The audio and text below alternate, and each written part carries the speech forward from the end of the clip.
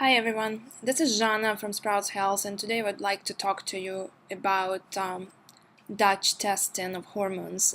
Dutch stands for the dry urine test for comprehensive hormones, and it is one of my favorite tests when it comes to estrogen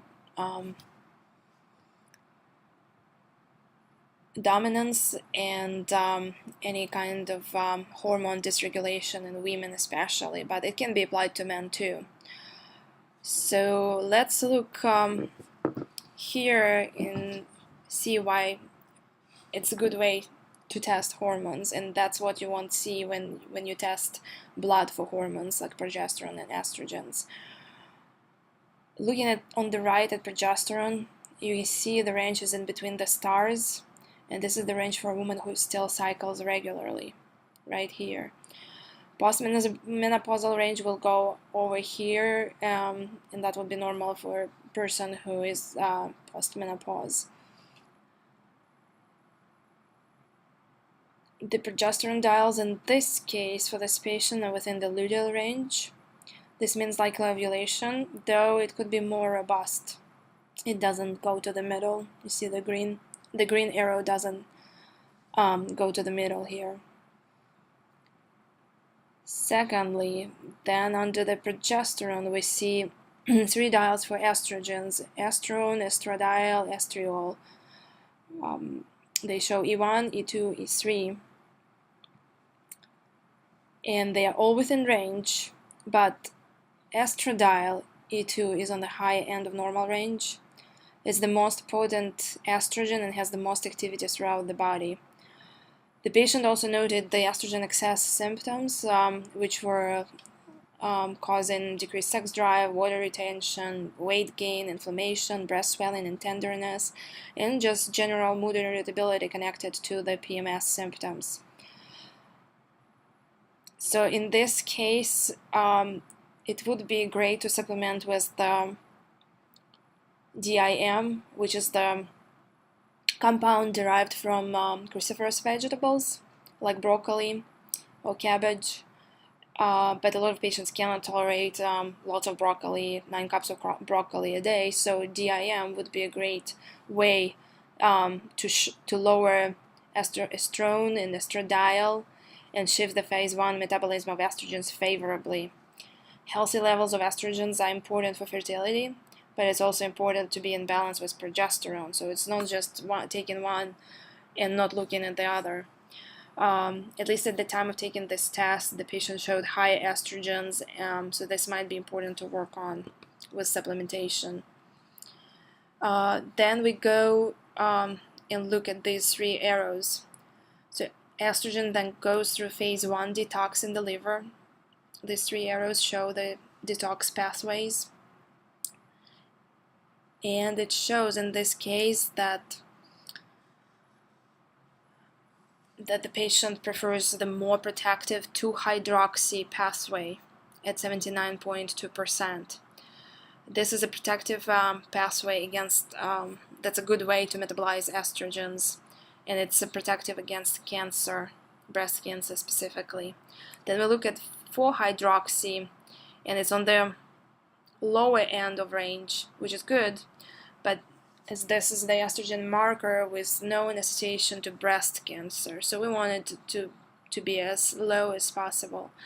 Estrogen then goes through the methylation, which is part of phase 2 detox via COMT enzyme, or COMT gene that makes COMT enzyme. And the methylation activity is in range, we see it here, but it's leaning towards the low end, so it could be boosted. So the dial would be, the red arrow would be in the middle instead of closer to the low end of range. Support is always encouraged, as this helps to metabolize estrogens overall. Support is individual. In this case, one thing that helps a lot of my patients is complex B vitamins, activated B vitamins, methylated B vitamins, so to say, or natural form of B vitamins. As you know, or maybe you don't know, but a lot of B vitamins on the market are synthetic forms, and some people lack activity of certain enzymes like MTHFR enzyme that helps to turn that inactive synthetic B vitamins into active natural B vitamins that are utilized by our bodies. So in this case, I also went ahead and tested the patient for MTHFR and COMT mutations as well as other mutations too. But it just helps that it helps me to know that this patient probably needs a constant support with B vitamins and other nutrients. Then let's look at the back at the top left side. DHA is viewed as DHAS, and it has two metabolites, ethioquinone and androsterone.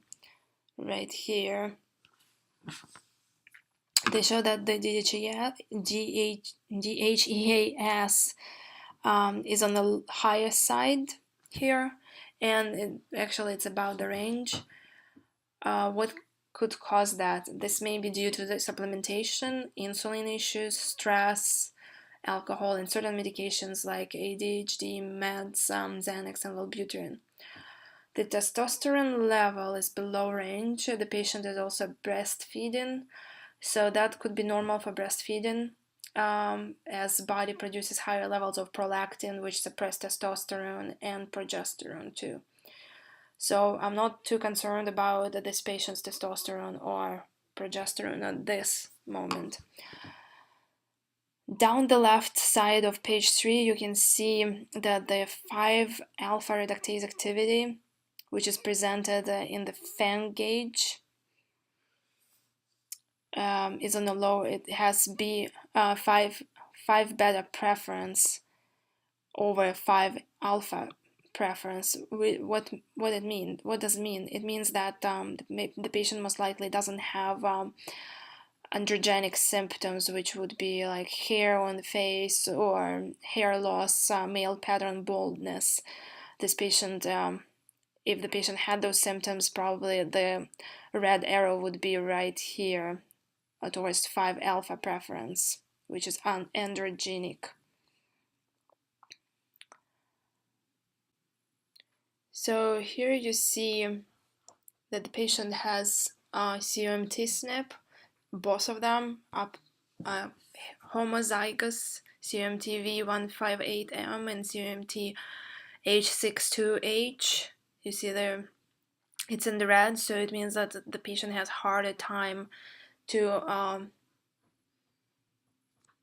methylate estrogens via COMT enzyme, and she needs more support with B vitamins, magnesium, and other supplements that can help her decrease decrease the estrogen dominance and also increase the excretion of estrogens. Well, that's it for now, and it was just one page of Dutch report that we discussed. There are several other pages and several other interesting areas that show cortisol metabolism, stress response, melatonin, and other things that can be useful when picking the correct treatment and personalize and individualizing the care for my patients. Papa.